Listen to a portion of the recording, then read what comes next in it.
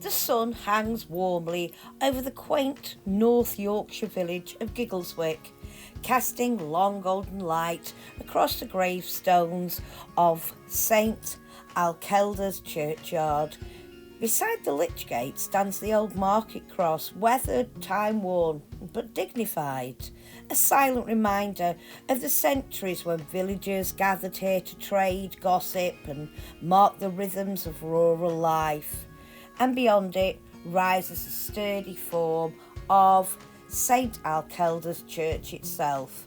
Nestled among trees and old masonry, the whole setting possesses that rare stillness only truly ancient places seem able to hold.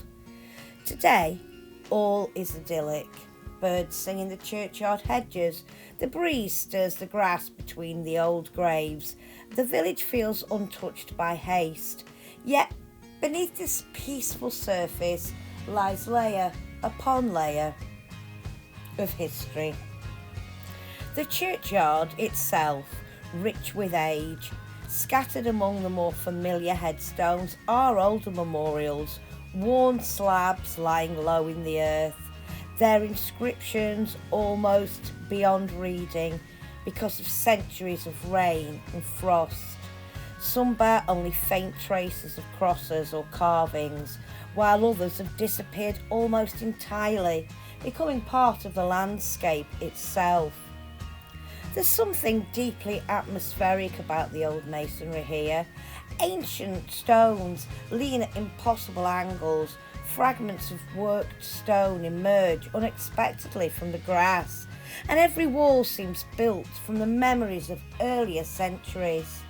The churchyard possesses that pleasant scattering of older graves and weathered stonework that give a place authenticity, a sense that the dead have rested here peacefully for a very long time indeed.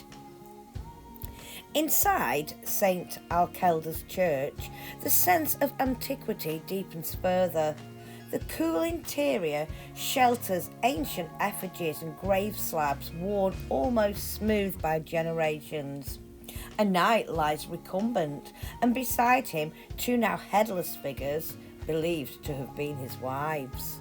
Here and there, medieval stonework survives among later additions, creating a patchwork of centuries laid together, all beneath one roof. The church itself feels less like a single building and more like a living archive of Giggleswick's past. Every corner offers some fragment of history. Old carvings, ancient stone, worn pews, polished by countless hands. Even in silence, this place seems full of voices.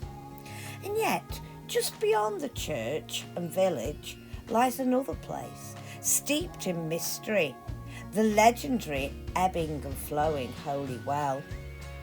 Unlike ordinary springs, the waters here are said to rise and fall unpredictably, giving the well its strange and evocative name. Local folklore tells us the waters themselves are the manifestation of a female spirit, transformed long ago by woodland sprites into the flowing spring. The well is also tied to one of Yorkshire's most colourful rogues, the infamous highwayman Nevison. Legend says that while fleeing pursuing constables across the wild moors, his exhausted horse suddenly stopped at the waters, desperate for a drink. Cornered and fearing capture, Nevison prayed to the spirit of the well for aid. According to the tale, the water spirit answered. She gifted him a magical bridle, and with it, Nevison's horse gained extraordinary speed and power, leaping across the high moors, carrying him safely beyond the reach of his pursuers.